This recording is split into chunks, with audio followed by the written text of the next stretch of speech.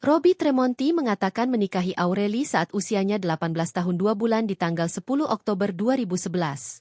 Robby pula membeberkan foto hingga kalender pernikahannya dengan Aureli. Jadi saya menikahi Aureli saat dia berusia 18 tahun 2 bulan.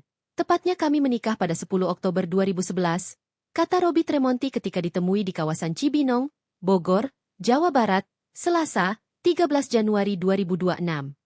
Diketahui, tudingan tersebut secara tak langsung dialamatkan kepadanya setelah Aureli Muremans merilis buku memoarnya berjudul Broken Strings.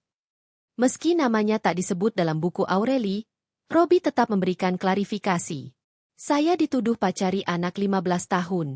Padahal faktanya, saat kami dekat, dia sudah punya pengalaman pacaran di Eropa.